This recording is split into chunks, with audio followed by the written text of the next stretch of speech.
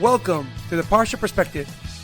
Each week, we will delve deep in a weekly Torah portion to find a practical and insightful way to enhance your daily life.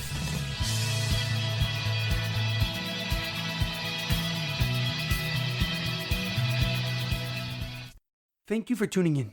My name is Rabbi Shalom Yemini, and each week we will look into the weekly Torah portion to find practical and insightful ways to enhance your daily life.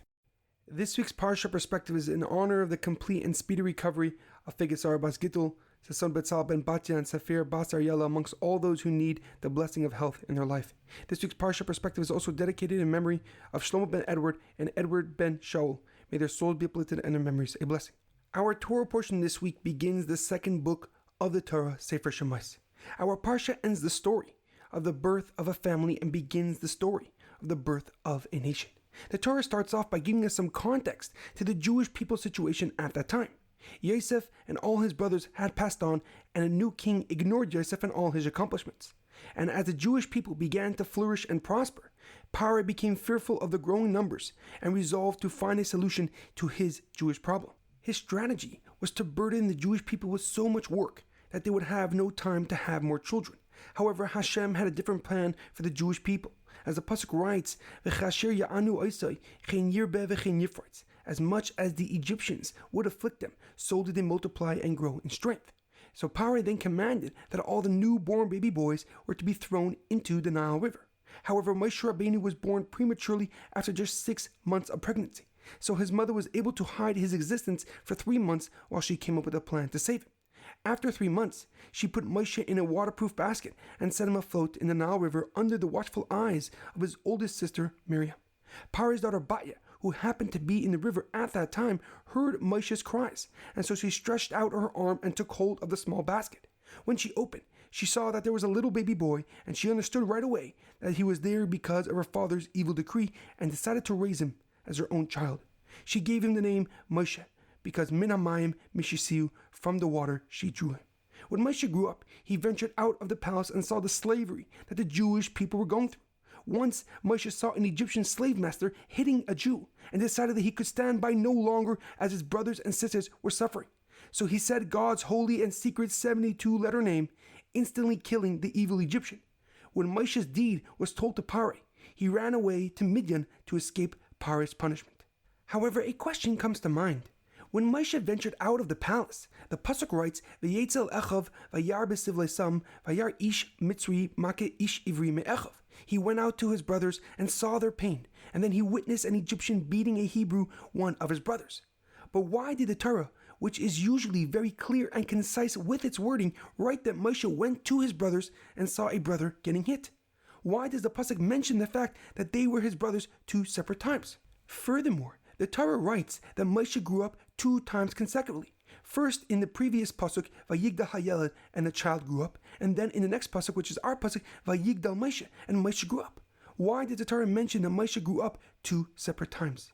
The Orach Chaim HaKadosh, Rav Chaim Ibn Attar, writes on this pasuk that the Torah mentions that they were his brothers because some of the Jewish people were righteous and some were not, and the victim of this slave master was a righteous person who did not deserve this beating.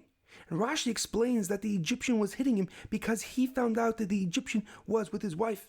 And in fact, we see that there was a child from that union. As it says in Parshas Bahar in Vayikra, Vayetze ben Isha Israelis, V'hu ben Ish Mitzri. And there's a person who was a son of a Jewish woman, but whose father was an Egyptian. And Rashi also explains that the Torah repeats the fact that Moshe grew up because it's talking about 2 separate stages in his life. The first one was talking about Moshe becoming a young man and maturing into adulthood. And the second one was talking about Moshe's growth in stature and reputation within the palace. That even Pharaoh was impressed by Moshe's wisdom and appointed him as the head of his court. However, the Ibn Ezra, the famous Spanish rabbi Avram ben Meir Ibn Ezra, gives a deeper and more profound explanation. He writes that the reason the Torah repeats that they were his brothers and the fact that he grew up was because Moshe had an identity crisis. On one hand, he was a powerful prince in Pharaoh's palace, but on the other hand, he was a special young Jewish boy from the tribe of Levi. The Ibn Ezra explains that when Moshe stepped out of the palace, he had 2 peoples he could relate and identify with. He could have associated with the people in the palace that he grew up with, but instead Moshe chose to identify with his brothers, the Jewish people.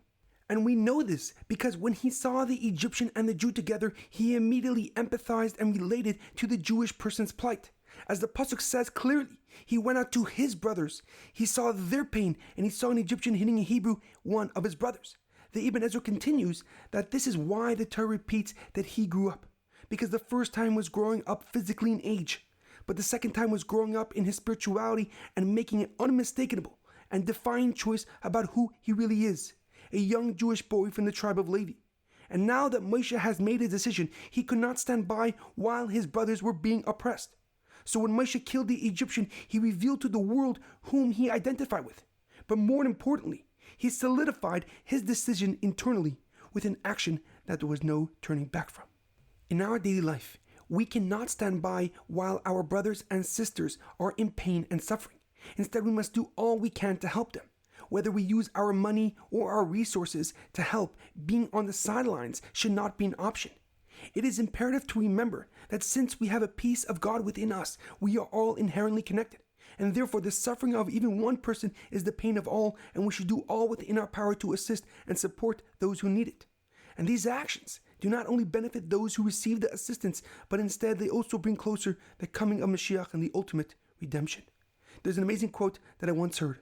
There is no better exercise for your heart than reaching down and helping to lift someone up. Have a great weekend and good Shabbos.